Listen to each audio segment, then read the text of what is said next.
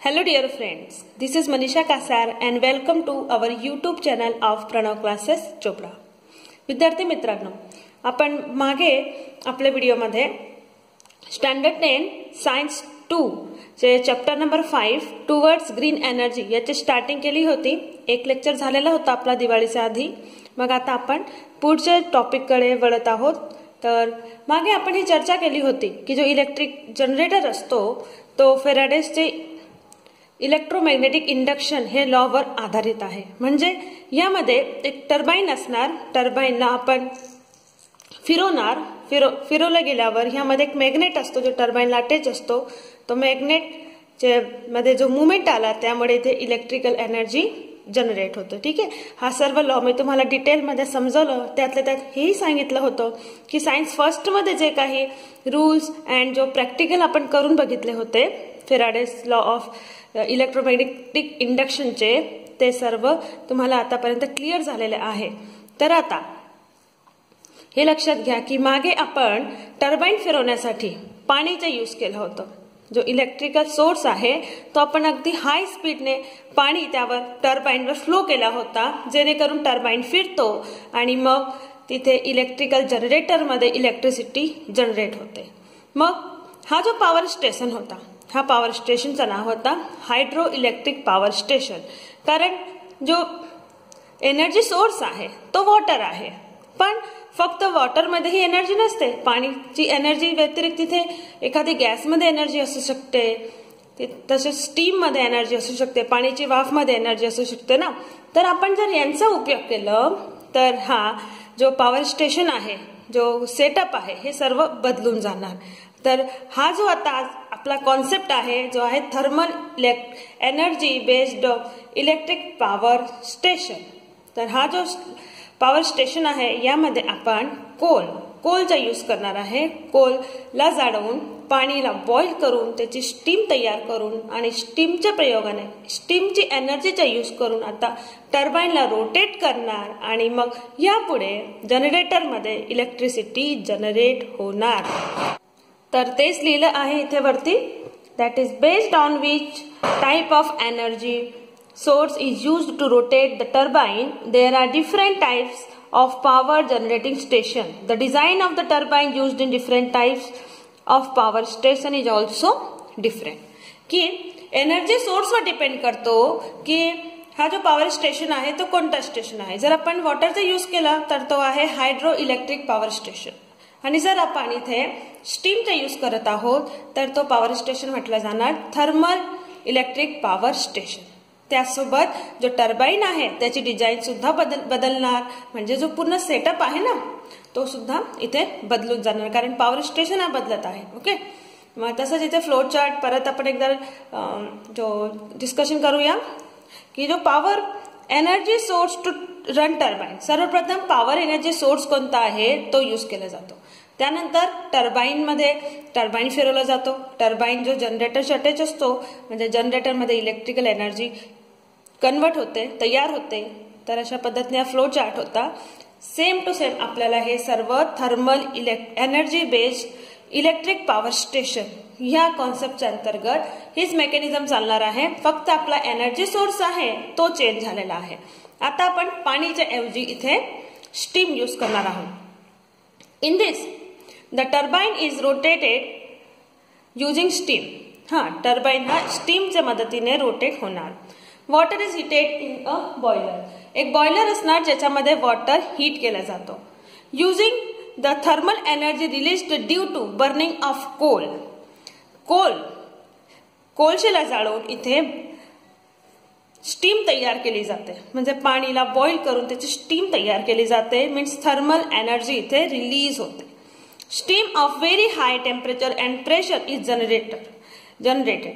जो स्टीम आहे ती आता एकदम हाय टेम्परेचरची आणि प्रेशरची असणार. त्यामध्ये इतकी एनर्जी असणार, कायनेटिक एनर्जी असणार. The energy in the steam drives the turbine. की ही एनर्जीमुळे टर्बाइन जो आहे तो रोटेट होणार. Thus the generator connected to the turbine rotates and electrical energy is produce. मग जर इथे टर्बाइन रोटेट होत आहे तर टर्बाइन मीन्स इथे जो जनरेटरमध्ये इलेक्ट्रिकल एनर्जी आता प्रोड्यूस होणार. The steam is converted back into water and the water is recirculated to the boiler. आता विचार करा की ही जी स्टीम आहे ज्याच्यामध्ये इतकी हाय एनर्जी आहे, आता ही एनर्जीचा यूज झाला आहे टर्बाईनला फिरवण्यासाठी. मग ही एनर्जी जर लॉस झाली स्टीम मधून तर एनर्जी लॉस होणे म्हणजे टेम्परेचर कमी होणे. ठीक आहे, एनर्जीचं डायरेक्ट रिलेशन आहे टेम्परेचरशी. म्हणजे जर एनर्जी कमी होत आहे स्टीमची, एनर्जी लॉस होत आहे, तर त्याचं टेम्परेचर ऑटोमॅटिकली कमी होणार आणि टेम्परेचर कमी झाला म्हणजे स्टीम थंडी झाली. मग तुम्हाला माहित आहे की जेव्हा स्टीम कूल डाऊन होते ते कंडेन्स्ड होते, मग त्याचा कन्व्हर्टेशन होतो वॉटरमध्ये आणि हा वॉटर आता रिव्हर्स बॉयलरमध्ये जाणार. याला म्हणतात रिसर्क्युलेशन. वॉटर जो स्टीम आहे त्याचा वॉटरमध्ये परत कन्व्हर्टेशन होणे म्हणजे याच्या वॉटरचा रिसर्क्युलेशन होत आहे आणि ही सोय तिथे केलेली असते. And this is shown in this flow chart. You can see there is fuel coal. Fuel coal use करून त्याला जाळून बॉयलर मध्ये conversion of water to steam केलं जातं, म्हणजे वॉटरला बॉईल केला जातो. Then steam turbine. स्टीम मुळे टर्बाईन फिरतो. हा टर्बाईन मीन्स जनरेटरचं टर्बाईन असल्यामुळे जनरेटरमध्ये इलेक्ट्रिकल एनर्जी कन्वर्ट झाली, तयार झाली. तसंच इथे बघा स्टीम टर्बाईन. जो टर्बाईन फिरवल्यामुळे स्टीमचं टेम्परेचर कमी झाला आणि वॉटरमध्ये कन्व्हर्सेशन झालं. System for converting steam back to water. इथे एक सिस्टम असतो ज्यामुळे जो स्टीम खाली वॉटरमध्ये कन्वर्ट झाल्यावर ती परत बॉयलरमध्ये पाठवली जाते आणि मग हा जो सर्कल आहे तो परत हा जो वॉटर आहे बॉईल होऊन परत स्टीम टर्बाईनला फिरवणार. ओके, तर हा असा आहे flow chart showing generation of electrical energy using thermal energy. So friends, I hope you have understood this mechanism, how to convert electrical energy, how to produce electric energy by using fuel coal.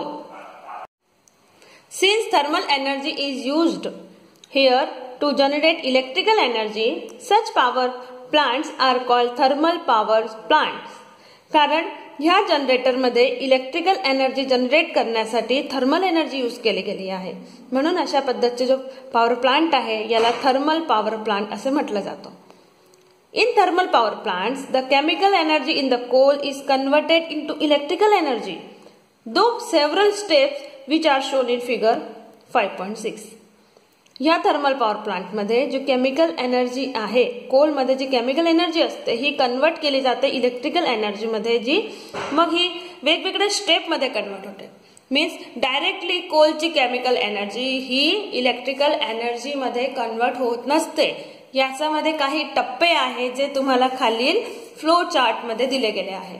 मग हा flow chart तुम्हाला लक्षात ठेवायचा आहे जेणेकरून तुम्ही ही पूर्ण story लक्षात ठेवू शकता. 1 मार्कासाठी हे फ्लो चार्ट फिलअप करण्यासाठी सुद्धा येऊ शकतो. तर बघूया. First of all chemical energy in coal. Okay, कोलला बंद केल्यानंतर इथे हीट तयार होते, मीन्स थर्मल एनर्जी मध्ये कन्व्हर्टेशन झाला. Okay, thermal energy. देन जो वॉटरची स्टीम तयार झाली आहे त्याच्यामध्ये कायनेटिक एनर्जी आहे. Kinetic energy steam. मग ही कायनेटिक एनर्जी पुढच्या स्टेपमध्ये टर्बाईनला मीन्स ते फॉरवर्ड केली जाते आणि ह्या ठिकाणी जनरेटरचं काम सुरू होतो आणि ही कायनेटिक एनर्जीचं कन्व्हर्सेशन होतो इलेक्ट्रिकल एनर्जीमध्ये. तर हा होता energy transformation in thermal power plant, की कशा पद्धतीने एक नंतर एक ऊर्जाचे रूप बदलत जातात, एनर्जी ट्रान्सफॉर्मेशन होतो ह्या थर्मल पॉवर प्लांटमध्ये. सो नेक्स्ट 2 क्वेश्चन्स विचारले गेले आहे की why the energy in the coal is called as chemical energy. कोळशातील ऊर्जेला रासायनिक ऊर्जा का म्हटले गेले आहे? So in coals in atoms there are chemical bonds. In the coal, in atoms there are chemical bonds, and in this bond chemical energy is stored. आणि ह्या बॉन्ड्स मध्ये जी रासायनिक ऊर्जा साठवलेली असते, मग ज्यावेळी कोळशाला जाळवलं जातो तेव्हा हे बॉन्ड्स तुटतात. हे बॉन्ड्स तुटले म्हणजे ही ऊर्जा मुक्त होते आणि जी औष्णिक ऊर्जेच्या स्वरूपात मीन्स थर्मल एनर्जीच्या स्वरूपात ही रासायनिक ऊर्जेचा रूपांतरण होते. म्हणून जो एनर्जी आहे कोलमध्ये हिला केमिकल एनर्जी असं म्हटलं गेलं आहे. Number 2, why steam is used to rotate the turbine. टर्बाइनला रोटेट करण्यासाठी स्टीम का यूज केली गेली? सो पाणी जे आहे जसं जसं तापवले जाते, तुम्हाला माहित आहे की जशी त्याची उष्ण वाफ होते, या उच्च वेगाने बाहेर पडणाऱ्या वाफेमुळे जो जनरेटर आहे त्याचे टर्बाइन फिरवलं जातो आणि टर्बाइन फिरताना याच वाफेचे पुन्हा संघनन होते, म्हणजे कंडेन्सेशन होते आणि त्या वाफेचं परत पाणीमध्ये कन्व्हर्टेशन होते. म्हणजे हा जो सर्कल आहे ते एक नंतर एक कंटिन्यू चालू होतो. टर्बाइन मध्ये असणारी जास्ती जो उष्णता आहे ती पुन्हा या पाण्याच्या वाफ मध्ये बनवते. अशा रीतीने टर्बाइन जो आहे अगदी इफेक्टिव्हली फिरतो आणि म्हणून टर्बाइन फिरवण्यासाठी वाफचा उपयोग केला जातो. मित्रांनो, तुम्हाला माहित आहे जो वाफ आहे त्याचा टेम्परेचर आणि जो प्रेशर आहे ते वॉटरचे टेम्परेचर आणि प्रेशर पेक्षा जास्त असतो. म्हणून जर इथे स्टीम यूज केली तर एकतर स्टीम ही जास्त वेळपर्यंत टर्बाइनला रोटेट करू शकते आणि जेव्हा ही स्टीमची एनर्जी लॉस झाली तर ही स्टीमला परत वॉटरमध्ये कन्वर्ट होऊन, कारण हे नॅचरल आहे, वॉटर स्टीमचं टेम्परेचर कमी झाला मीन्स एनर्जी कमी झाली मीन्स टेम्परेचर कमी झाला तर तो वॉटरमध्ये ऑटोमॅटिकली कन्वर्ट होणार आणि यामध्ये एक सोय असते की हा वॉटर परत बॉयलरकडे फॉरवर्ड होतो आणि परत तिथे बॉईल होऊन याची स्टीम तयार होते. म्हणून जे सोयीस्कर आहे की टर्बाइनमध्ये आपण स्टीमचा यूज करावा. यानंतर semantic of thermal power plant दाखवला गेला आहे.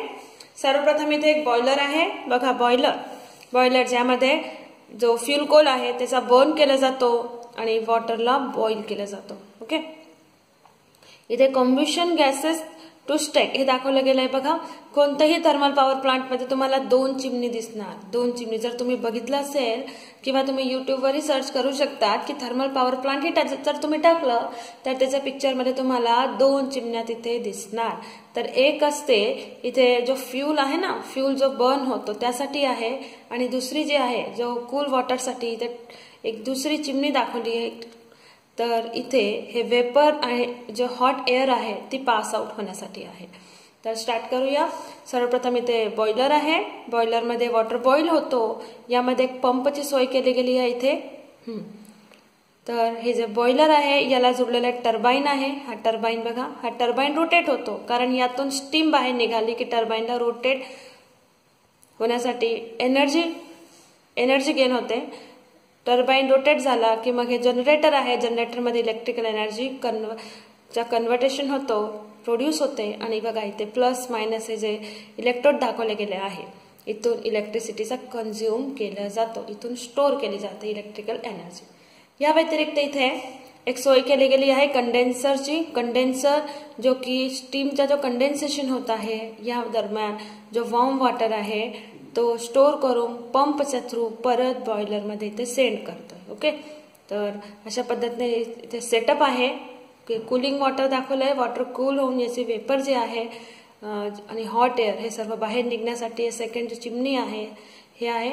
हा जो सेटअप आहे तर तुम्हाला बनवण्यासाठी एक्झाममध्ये येऊ शकतो, तर याची सुद्धा तयारी करणे तुमच्यासाठी गरजेचे आहे. After combustion of fuel here coal, जो फ्यूल आहे इथे कोल यूज केला गेला आहे.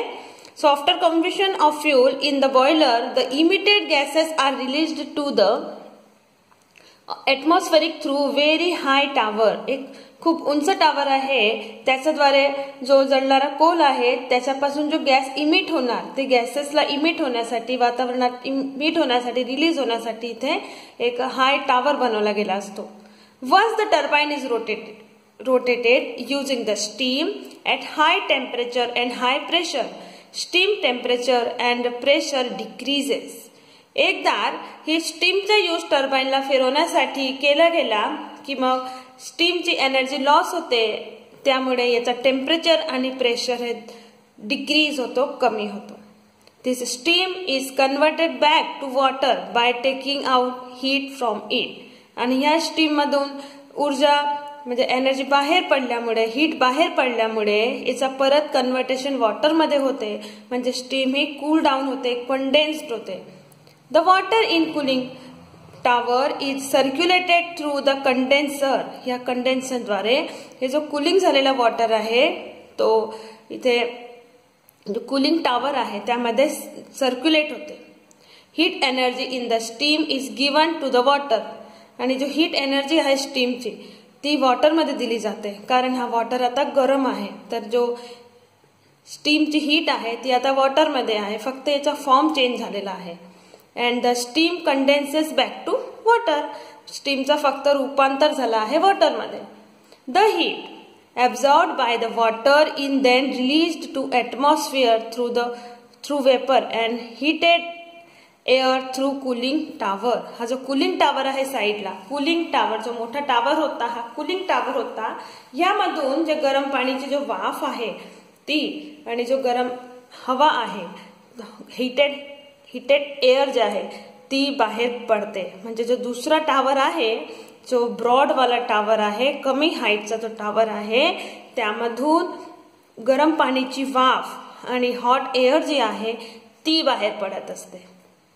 कारण जो टॉल टावर आहे तो स्मोकसाठी आहे. जेव्हा आपण कोळ जाळवतो त्यासाठी एक उच्च अशी चिमणीची गरज असते, जेणेकरून कमीत कमी धुक्क खाली राहणाऱ्या लोकांपर्यंत पोहोचेल. म्हणजे त्याची हाईट जास्त असते. जो इथे कम्ब्युशन वाला स्टॅक आहे तो, बट जो कूलिंग टावर आहे त्याची हाईट मात्र इथे कमी असते. आलं असेल लक्षात. Although thermal power station is a major way of electricity generation today, it suffers from certain problems. हा पॉवर स्टेशन जो आहे थर्मल पॉवर जनरेशन तो आता एक मोठा सोर्स आहे इलेक्ट्रिसिटी जनरेट करण्यासाठी आजच्या काळामध्ये. पण तरी त्यामध्ये काही असे प्रॉब्लेम्स क्रिएट होत आहे ज्याचा जो अध्ययन आहे ते सुद्धा तुमच्यासाठी गरजेचं आहे. तर हे जे प्रॉब्लेम्स आहे तेही विचारले जातात. तर मित्रांनो तुम्ही बघितलं की कशी मेकॅनिझम होती याची थर्मल पॉवर प्लांटची. ह्यानंतर आपण बघणार आहोत की कोणते प्रॉब्लेम इथे क्रिएट होतात थर्मल पॉवर स्टेशनमध्ये. Problem 1, air pollution. हवेचे प्रदूषण होतो. Burning of coal results in emission of gases like carbon dioxide, sulfur oxide and nitrogen oxide which are harmful to the health. कोळशाच्या जाळवण्यामुळे काही विषारी गॅसेस यांचं इमिशन होतं, जसं आहे carbon dioxide, sulphur oxide, nitrogen oxide, हे जे आपल्या सेहतसाठी हार्मफुल आहे. Second, along with the emission of gases due to burning of coal, soot particles are also released into the environment. की जो उत्सर्जित वायू आहे त्यामध्ये इंधनाचे जो सूक्ष्मकण आहे ते सुद्धा वातावरणात सोडले जातात. आणि जे this may causes serious health problems related to the respiratory system. यामुळे श्वसन संस्थे संबंधित गंभीर विकार उद्भवू शकतात. आणि मेन प्रॉब्लेम जे आहे यानंतर ते आहे the reserves of fuel used in this method coals are limited. जो कोल्स आहे त्याचा साठा तो लिमिटेड आहे. Therefore in future there will be limitations on the availability of the coal. यामुळे जो कोल आहे जर हा एका दिवशी जर कमी झाला, आता कमी आहे, भरपूर साठे कमी झालेले आहे कोलचे, पण जर आपण अशाच पद्धतीने थर्मल पॉवर स्टेशनमध्ये कोलचा उपयोग करत गेलो आणि यानंतर कोल बऱ्याच ठिकाणीही वापरला जातो. तुम्हाला माहित आहे कोलचा बराच वापर होतो हीट एनर्जीसाठी.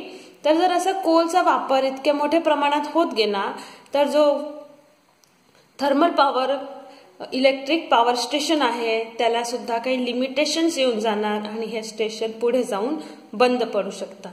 तर असे काही 2 प्रॉब्लेम होते. फर्स्ट आहे हवेचं प्रदूषण, atmospheric pollution, and second the limited reservoirs of coal. यानंतर some major thermal power plants in India and their capacity हे दाखवलं गेलं आहे की काही प्लेसेस आहे वेगवेगळे स्टेट्समध्ये आणि त्यांची जी कॅपॅसिटी आहे मेगावॉटमध्ये ही दाखवली गेली आहे. सो सर्वप्रथम इथे आहे विद्यानगर जे मध्य प्रदेशमध्ये स्थित आहे. याची कॅपॅसिटी आहे 4760 मेगावॉट. सेकंडली मुंद्रा गुजरातमध्ये एक पॉवर स्टेशन आहे ज्याची कॅपॅसिटी 4620 मेगावॉट. परत मुंद्रामध्ये गुजरात जे आहे त्याच्यामध्ये अजून एक पॉवर प्लांट आहे बट त्याची कॅपॅसिटी आहे ओनली 4000 मेगावॉट. त्यानंतर त्यांना जो आहे छत्तीसगडमध्ये छत्तीसगडमध्ये असणाऱ्या या पॉवर प्लांटची कॅपॅसिटी आहे 3400. यानंतर चंद्रपूर, आपल्या महाराष्ट्रामध्ये सुद्धा एक पॉवर प्लांट आहे चंद्रपूरमध्ये, तो त्याची कॅपॅसिटी आहे 3340 मेगावॉट. मित्रांनो, 1 मार्कासाठी तुम्हाला कॅपॅसिटी विचारले जाऊ शकते, म्हणून हे सुद्धा लक्षात ठेवणे आवश्यक आहे. यानंतर आपला नेक्स्ट कॉन्सेप्ट आहे तो म्हणजे power plant based on nuclear energy, अणु ऊर्जेवर आधारित विद्युत ऊर्जा निर्मिती केंद्र. In the power plant based on nuclear energy also, steam turbine is used to rotate the generator. बघा मित्रांनो, जनरेटर जे आहे त्यामध्ये एक रोटेट करण्यासाठी टर्बाइन असणार आहे. आता हा जो टर्बाइन आहे आपण इथे वॉटरची मदतीने, स्टीमची मदतीने, एखादी गॅसची मदतीने किंवा आता आपण हे न्यूक्लिअर एनर्जीची मदतीने फिरवणार आहोत. तर रोटेट करण्याचे वे वेगवेगळे असू शकतात, मात्र जो सिद्धांत आहे तो सिद्धांत आहे इलेक्ट्रोमॅग्नेटिक इंडक्शन. तेच आहे, आपण इथे मॅग्नेटिक फील्ड चेंज करणार आहोत आणि हा चेंज करण्यासाठी आपण एक टर्बाइनला फिरवणार आहोत इथे. तर हा जो न्यूक्लिअर एनर्जीचा यूज करून आपण पॉवर प्लांट जो तयार आहे, power plant based on nuclear energy, यामध्ये न्यूक्लियसमध्ये फ्युजन करून घेणार आहोत. जे ॲटम्स आहे लाईक युरेनियम और प्लुटोनियम या प्रकारचे जो भारी भारी एलिमेंट आहे त्यांचे ॲटममध्ये, त्यांचे न्यूक्लियसमध्ये फ्युजन करून घेणार आहोत. त्याच्या मदतीने जो स्टीम जनरेट करणार हाय टेम्परेचर अँड हाय प्रेशरची is used to generate the steam of high temperature and high pressure. Okay, बघा इथे 2 वर्ड असतात, एक तो फ्युजन असतो आणि एक फ्युजन असतो. फ्युजन म्हणजे जुडणे आणि फ्युजन जे आहे, फ्युजन म्हणजे विखंडन होणे. तर आपण इथे जो ॲटम आहे, ॲटमचे न्यूक्लियस मध्ये फ्युजन करणार आहोत. जो युरेनियम आणि प्लुटोनियम टाइपचे जो भारीवाले एलिमेंट्स आहेत त्यांचे ॲटम मध्ये, आणि याची मदतीने इथे इलेक्ट्रिकल एनर्जीला जनरेट करणार.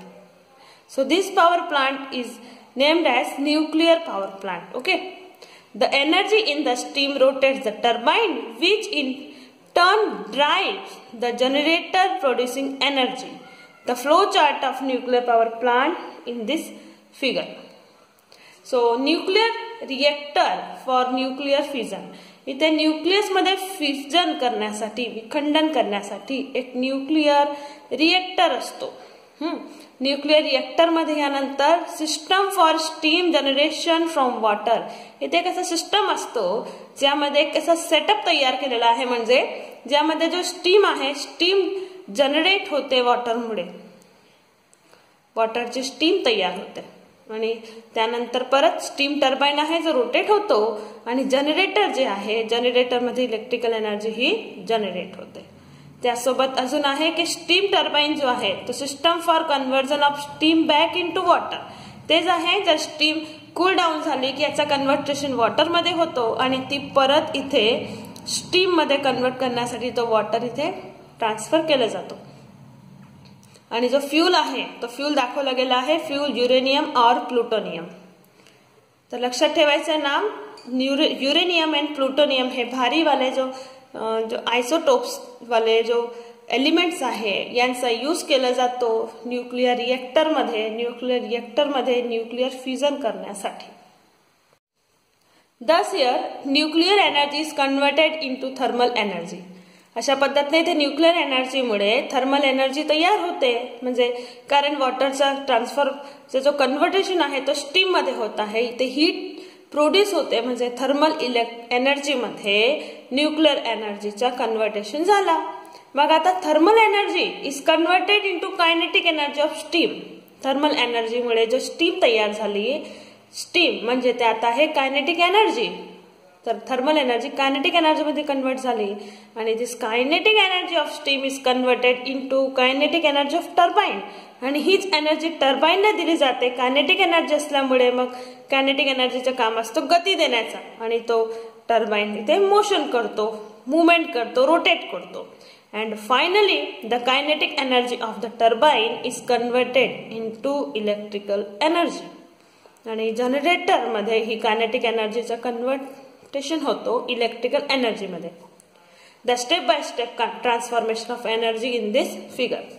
Same as first energy is nuclear energy, कारण आपण इथे न्यूक्लिअर मध्ये फ्युजन केला. आधी एनर्जी होती न्यूक्लियस मध्ये, ही न्यूक्लियस एनर्जीच्या फ्युजनमुळे ही थर्मल एनर्जी मध्ये कन्वर्ट झाली. वॉटर बॉईल झाला, स्टीम तयार झाली. ही स्टीम असते कायनेटिक एनर्जी घेऊन आणि ही कायनेटिक एनर्जी टर्बाईनला दिली जाते, ज्यामुळे टर्बाईन रोटेट होतो आणि टर्बाईन अटॅच असतो जनरेटरशी आणि मग जनरेटर मध्ये या कायनेटिक एनर्जीचा कन्व्हर्शन होतो इलेक्ट्रिकल एनर्जी मध्ये. तर अशा पद्धतीने इथे आपण बघितलं की जो न्यूक्लिअर एनर्जी आहे याचा स्टेप बाय स्टेप जे आहे कन्व्हर्शन होतो इलेक्ट्रिकल एनर्जी मध्ये. डायरेक्ट ही जी न्यूक्लिअर एनर्जी आहे ती इलेक्ट्रिकल एनर्जी मध्ये कन्वर्ट होत नसते. हे one by one other form मध्ये कन्वर्ट होऊन शेवटी इलेक्ट्रिकल एनर्जी मध्ये कन्वर्ट होते. तर हा होता energy transformation in nuclear power plant. Okay, I hope तुमच्या लक्षात आलं असेल. फ्रेंड्स, आपण इथे बोलत आहोत की न्यूक्लियस फिजन, न्यूक्लियस फ्युजन हे सर्व. बट क्वेश्चन हा येतो की न्यूक्लियस मध्ये ही एनर्जी येते कुठून? How does nuclear fusion takes place? आणि जो न्यूक्लिअर फ्युजन आहे तो कशा पद्धतीने होतो? सो यू नो की जो ऍटम्स आहे त्यांचे न्यूक्लियस मध्ये प्रोटॉन अँड न्यूट्रॉन हे दोघे प्रेझेंट असतात. ओके, आणि जो फ्युजन आहे ह्या प्रक्रियेमध्ये काय होतो की जो न्यूक्लियस आहे त्याचे खंडन होते. तो न्यूक्लियस आहे ना तो तुटतो आणि हे जो खंडन आहे हे एक नॅचरल प्रोसेसनेही होऊ शकतो किंवा त्यावर जर इतर न्यूट्रॉनची बंबारी केली म्हणजे त्याचा मारा केला तर त्याच्यामुळे सुद्धा हा जो विखंडन आहे न्यूक्लियसचा तो होऊ शकतो. तर ह्या खंडनामुळे जो ऊर्जा मुक्त होते मग हीच ऊर्जा जी आहे ती अणु ऊर्जा अशी म्हटली जाते.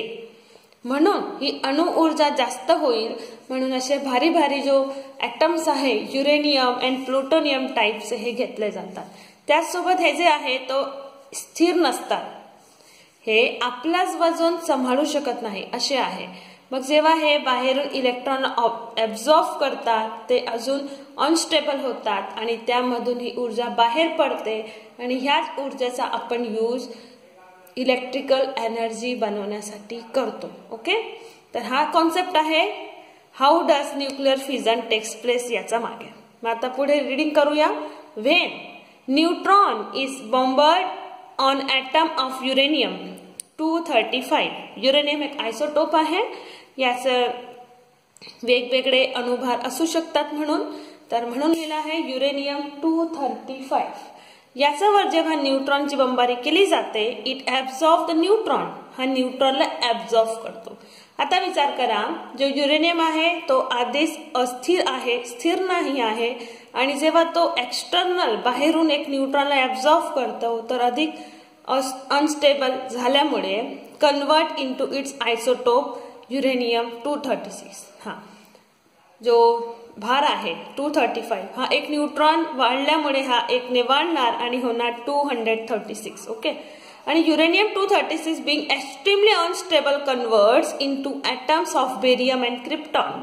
बेरियम आणि क्रिप्टॉन मध्ये याचा कन्व्हर्टेशन होतो कारण यामध्ये फ्युजन होतो, विखंडन होतो.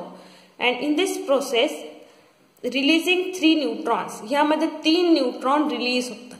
3 न्यूट्रॉन रिलीज सोबत 200 मेगावॉट एनर्जी ही सुद्धा रिलीज होते. मग विचार करा, एक ऍटम मध्ये जर एक न्यूट्रॉनची बॉम्बारी केल्याने जर 200 मेगावॉट एनर्जी रिलीज होत असेल तर यानंतर आता पण जर बरेच संख्यामध्ये ॲटम्स इथे घेणार, कारण एक ॲटमचा साईज तर किती कमी आहे तुम्हाला माहितच आहे. तर असे एका वेळेस बरेच ॲटम असू शकतात ज्यामध्ये आपण फ्युजन करू शकतो आणि त्यामुळे भरपूर मात्रामध्ये इलेक्ट्रिकल एनर्जी ही तयार करू शकतो.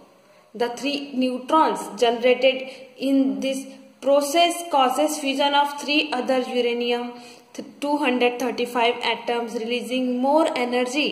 त्यासोबत हे जे 3 न्यूट्रॉन्स आहे ना, हे 3 न्यूट्रॉन्स वेगवेगळे 3 अदर युरेनियम ॲटमशी जे कोलाइड होऊ शकतात, त्यांच्याशी त्यांच्यावरती त्यांचा मारा होऊ शकतो आणि त्यामुळे मग अजून जास्त मात्रामध्ये एनर्जी रिलीज होणार फ्युजनमुळे आणि परत 3 3 न्यूट्रॉन जे आहेत ते रिलीज झाल्यामुळे प्रत्येक वेळेस परत ते पुढचे 3 युरेनियम ॲटमशी जो त्यांचा मारा होऊ शकतो, टक्कर होऊ शकते आणि परत अशा पद्धतीने हे जो एनर्जी आहे ती मल्टिपल होत एनर्जीचं प्रमाण खूप जास्त असू शकतो. म्हणून ही जी न्यूक्लिअर एनर्जी आहे ती इथे यूज करणे सोयीस्कर आहे. सोयीस्कर तर नाही म्हटलं जाणार कारण बरेच असे ड्रॉबॅक अजून आहे, पण यामध्ये आपण भरपूर मात्रामध्ये इलेक्ट्रिकल एनर्जी कन्वर्ट करू शकतो. तर हे असं होता electrical energy due to nuclear energy. The neutrons released in this reaction release more energy through fission of more uranium nuclei. हे जे न्यूट्रॉन रिलीज झाले आहेत ते अदर युरेनियम न्यूक्लाइसला जो कोलाइड होऊन जास्त मात्रामध्ये एनर्जी रिलीज करणार. And this process of fission of uranium 235 atoms continues. 235 uranium आहे त्याच्यामध्ये ही प्रोसेस कंटिन्यू होत जाणार आणि ही रिएक्शन जी आहे म्हणून चेन रिएक्शन अशी म्हटली जाते.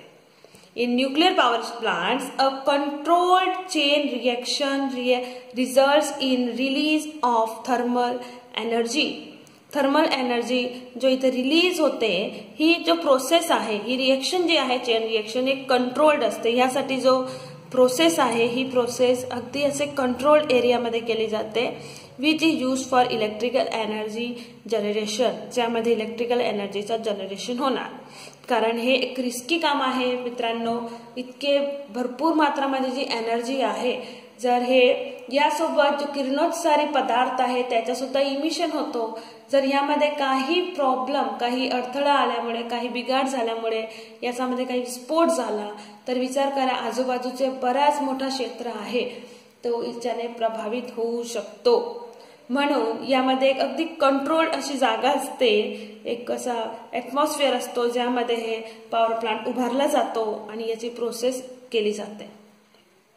इंटरनेटवर तुम्ही सर्च करू शकता आणि हा जो टेबल आहे याला फिलअप करू शकता. इथे काही प्लेसेस दाखवले गेले आहे. या बॉक्समध्ये जे आहे प्लेसेस दाखवले आहे वेगवेगळे. तारापूर आहे वगैरे वगैरे जो आपले वेगवेगळे स्टेट्समध्ये हे जो पॉवर प्लांट्स आहेत ते स्टेबलाइज्ड आहे आणि त्याची कॅपॅसिटी मेगावॉटमध्ये ही सुद्धा वेगवेगळी आहे. त्या व्यतिरिक्त इथे साईडला 5.10चे फिगर आहे. यामध्ये न्यूट्रॉन ॲब्झॉर्प्शनची प्रोसेस दाखवली गेली आहे जेणेकरून तुम्हाला अजून मदत होईल. बघा तर इथे स्टार्टिंगला एक न्यूट्रॉन आहे. एक न्यूट्रॉन बघू शकतात तुम्ही. एक न्यूट्रॉन जो युरेनियम 235 युरेनियम 235 वर याचा बॉम्बर्ड केला जातो. याच्यावर याचा आघात केला जातो ज्यामुळे जो एटम आहे ॲटम याचे न्यूक्लियस मध्ये फ्युजन होणार. याचे तुकडे होणार खंडन होणार आणि हा जो 235 आहे याच्यामध्ये एक न्यूट्रॉन ऍड झाल्यामुळे मग हा होणार युरेनियम 236. बघा इतकं तर लक्षात आलं असेल की 235 + 1 236. ओके. मग आता हा जो आहे डार्क कलर मध्ये जो दाखवला युरेनियम 236 हा अगदी अनस्टेबल आहे. हा अनस्टेबल आहे म्हणजे याच्यातून आता एनर्जी बाहेर पडणार. एनर्जी म्हणजे इथे सोबत 3 न्यूट्रॉन ही बाहेर पडणार. नंबर 1 नंबर 2 नंबर 3 हे 3 न्यूट्रॉन्स आहे. यासोबत तुम्हाला बेरियमचा एक ॲटम तसेच क्रिप्टॉनचा एक ॲटम यांची ऍडिशन करा. बेरियम आणि क्रिप्टॉन हे दोघांची ऍडिशन तुम्हाला जो रिस्पेक्टिव्हली जो ॲटॉमिक नंबर आहे तसंच ॲटॉमिक जो वेट आहे मास याचा बरोबर तुम्हाला युरेनियमचा मास इथे दिसून येणार. याचे 2 भाग झाले बेरियम आणि क्रिप्टॉन मध्ये. यानंतर आता हे जे न्यूट्रॉन आहे ते सुद्धा स्वतंत्र आहे पुढील दुसरे युरेनियम ॲटमशी कोलाइड होण्यासाठी त्यांच्याशी टक्कर होण्यासाठी. मग यानंतर हे ॲटम्स आहे युरेनियमचे हे आता जाहीर आहे हे ह्या कलरचे आहे जे 235 वाले युरेनियम आहे.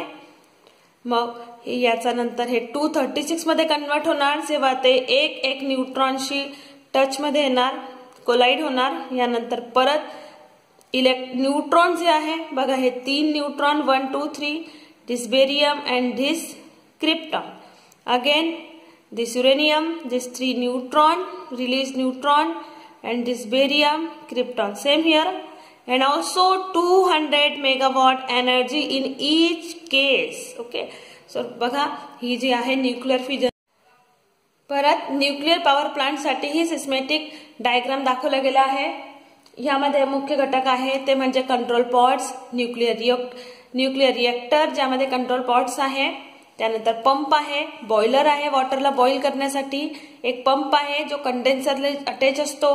कंडेन्सर पासून हा पंपच्या थ्रू पाणी परत जो स्टीमचा पाणी तयार झाला आहे कूल डाऊन होऊन तो परत बॉयलर मध्ये पाठवला जातो. तसेच बॉयलरला जोडलेला जो टर्बाइन आहे, टर्बाइन जेव्हा रोटेट झाला स्टीमची कायनेटिक एनर्जीमुळे मग तो टर्बाइन फिरतो आणि जनरेटरचे अटॅच असल्यामुळे जनरेटरमध्ये मग इलेक्ट्रिकल एनर्जी तयार होते. ओके. तसंच इथे तुम्हाला एक कूलिंग टावर दिसणार जिथे वॉर्म वॉटर कूल होण्यासाठी म्हणजे त्याची वाफ बाहेर पडणार तेव्हाच तर तो थंड होणार ना, म्हणून इथे एक मोठासा असा ब्रॉड वाला कूलिंग टावर तुम्हाला साइडला दिलेला आहे.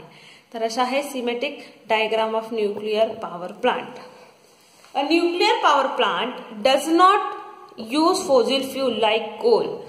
या न्यूक्लिअर पॉवर प्लांट जे असतात ना त्यामध्ये कोल सारखे फॉसिल फ्यूलचा यूज केला जात नाही. Therefore, problems like air pollution, कारण कोल जळणार नाही तर इथे जो प्रॉब्लेम आहे एअर पॉल्युशनची जी प्रॉब्लेम आहे ती अराईज होणार नाही. आणि त्यासोबत जे sufficient nuclear fuel is available, जर न्यूक्लिअर फ्यूल जे आहे तर सफिशियंट मात्रेमध्ये जर अवेलेबल असेल so this can be a good source of electrical energy. तर हा एक चांगला इलेक्ट्रिकल एनर्जीचा सोर्स होऊ शकतो nuclear energy, nuclear power plant हा. However, there are few problems associated with nuclear power generation. तर हा जो न्यूक्लिअर पॉवर जनरेशन आहे त्यामध्ये सुद्धा काही जो लिमिटेशन्स आहे ते उद्भवू शकतात आणि जे आहे सुद्धा. तर हे प्रॉब्लेम्स अशी आहे की the products after fusion of nuclear fuel are also radioactive and emit harmful radiation. हे जो फ्युजन होतो ना न्यूक्लिअर मध्ये याच्यामध्ये काही प्रोडक्ट तयार होतात जे रेडिओ ऍक्टिव्ह असतात, किरणोत्सारी गुणधर्मवाले असतात, म्हणजे हे रिएक्टिव्ह कंडिशन मध्ये इमिट होतात आणि हे हार्मफुल आहे. असे रेडिएशन स्वास्थ्यासाठी हार्मफुल आहे. The products are called as nuclear waste. मग यांना न्यूक्लिअर वेस्ट म्हटलं जातो. How to dispose the nuclear waste safely is a big challenge before the scientist. आता आपले सायंटिस्ट कडे हा जो न्यूक्लिअर वेस्ट आहे त्याला डिस्पोज कसं करावं म्हणजे त्याला निष्क्रिय करून कसे हे जो पॉवर प्लांट आहे त्याच्यातून बाहेर काढावा हे मोठा चॅलेंज झालेला आहे. अजूनही यावर शोध लागला गेला नाहीये की जेव्हा न्यूक्लिअर एनर्जी पासून इलेक्ट्रिकल एनर्जी तयार होते ठीक आहे, पण ह्याचे जो प्रोडक्ट तयार होतात जे रेडिओएक्टिव्ह असल्यामुळे हार्मफुल असू शकतात, मी यांच्या डिस्पोजची जी प्रॉब्लेम आहे ती अजूनही आपल्या सायंटिस्ट पुढे आहे. सेकंड प्रॉब्लेम अशी आहे N Asian in nuclear power plant can be very fatal. पहिल्या जमान्यामध्ये जो न्यूक्लिअर पॉवर प्लांट होता तो खूप प्राणघातक होता. This is because the accident may result in release of very harmful radiation. जर एखादा ऍक्सिडेंट झाला ना, रिलीज झाला काही कारणामुळे यामध्ये स्फोट झाला तर हा खूप मोठा जो प्राणघातक असा ऍक्सिडेंट होऊ शकतो. पण हे आधीच्या काळात होता, आता तर बऱ्यापैकी याच्यामध्ये सुधार झालेला आहे की जो आहे तो बऱ्याच असे कंट्रोल्ड एरियामध्ये, कंट्रोल्ड मीन्स ऍटमॉस्फिअर मध्ये जो पॉवर प्लांट आहे याची उभारणी केली जाते आणि इथे अगदी केअरफुली जो आहे एनर्जीचा कन्व्हर्टेशन इलेक्ट्रिकल एनर्जी मध्ये केलं जातं. हे सर्व काही अगदी असं कंट्रोल ऍटमॉस्फिअर मध्ये असल्यामुळे काही प्रॉब्लेम नाही, पण तरी याचा जो खतरा आहे तो बनलेलाच असतो. हे जे दोघी प्रॉब्लेम आहे ना इथे लिहिलेले हे तर प्रॉब्लेम आहेच. तर हे प्रॉब्लेम सुद्धा विचारले जाऊ शकतात, तर हे सुद्धा गरजेचे आहे तुम्हाला इथे रीडिंग करून घेणे. सो फ्रेंड्स, आय थिंक आजचा जो आपला लेक्चर व्हिडिओ आहे हे आपण इथेच स्टॉप करूया, इथेच कन्क्लूड करूया. आय होप तुमच्या लक्षातही आला असेल. आज आपण जे बघितलं ते होतं thermal power plant and power plant based on nuclear energy. हे दोघेही कॉन्सेप्ट वेगवेगळे जरी असले पण हे दोघांचा जो उद्देश होता ते एकच होता. इलेक्ट्रिकल एनर्जी मध्ये टर्बाईन रोटेट होत होता. हे दोघेही जे होते इलेक्ट्रिकल जो इलेक्ट्रोमॅग्नेटिक इंडक्शन आहे फेराडेज लॉ यावर डिपेंड होते. फक्त इथे टर्बाईनला रोटेट करण्याची मेथड वेगळी होती. स्टीमचा यूज होता. बट जो फ्यूल आहे फ्यूल म्हणून आपण थर्मल मध्ये कोल यूज केला. तर न्यूक्लिअर पॉवर स्टेशन मध्ये इथे जो न्यूक्लिअर रिएक्टर मध्ये आयसोटोप्स म्हणजे युरेनियम प्लुटोनियम सारखे यांचे ऍटम्स मध्ये फ्युजन करून घेतलं. ठीक आहे. तर असे दोन कॉन्सेप्ट आज आपण क्लिअर केले. आय होप तुमच्या लक्षात आला असेल. जर काही अजूनही डाऊट असले तर परत हा व्हिडिओ तुम्ही बघू शकतात आणि हे क्लिअर करू शकतात. बरेच क्वेश्चनही आज कव्हर झालेले आहे. सो प्लीज व्हिडिओ आवडला असेल तर लाईक करा. Thanks for watching.